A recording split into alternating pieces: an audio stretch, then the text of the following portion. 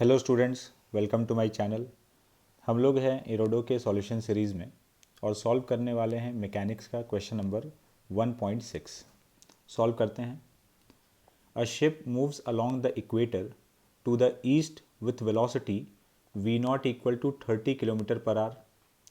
The south eastern wind blows at an angle of phi equal to 60 degree to the equator with velocity v equal to 15 kilometre per our.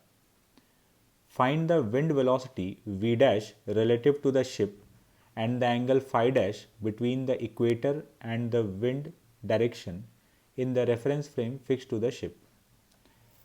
तो situation ये है कि एक ship है, वो equator की तरफ मूव कर रही है।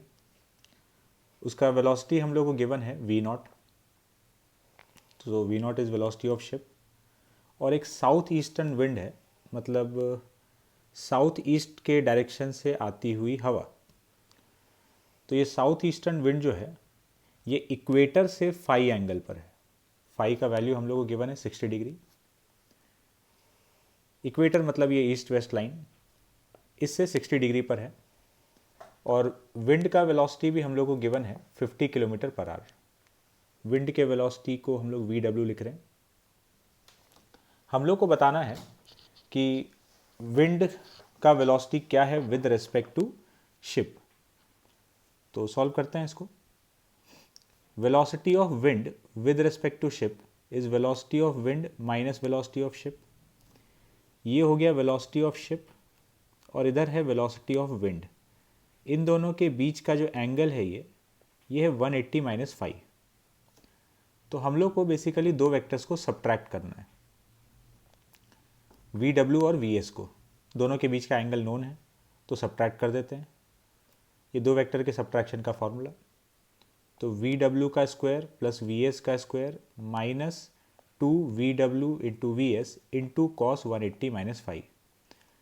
Cos 180 minus 5 is minus cos 5। तो ये अपना V डैश का वैल्यू आ जाएगा। V डैश मतलब velocity of wind with respect to ship. फिर हम लोग को इसका डायरेक्शन भी बताना है कि ये जो velocity of wind with respect to ship है ये कौन से डायरेक्शन में है।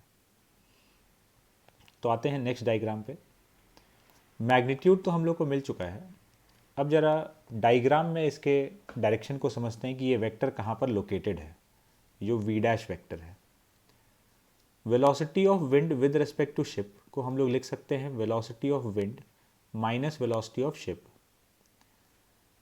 तो इसको ऐसे भी लिखा जा सकता है कि velocity of wind plus minus of velocity of ship. तो इसको देखकर ऐसा लग रहा है कि हम लोग दो वेक्टर्स को ऐड कर रहे हैं। कौन कौन से दो वेक्टर्स को? वेलोसिटी ऑफ विंड को और minus of velocity of ship को। तो हम लोग के डायग्राम में इधर वेलोसिटी ऑफ विंड था, वेलोसिटी ऑफ शिप का डायरेक्शन ये है, तो minus of velocity of ship ये हो गया, ये माइनस VS वेक्टर। तो इधर है माइनस VS और ये है VW। इन्हीं दोनों का सम है V डैश, मतलब velocity of wind with respect to ship. तो इन दोनों वेक्टर्स का रिजल्टेंट ये जाएगा, ये हो गया V डैश।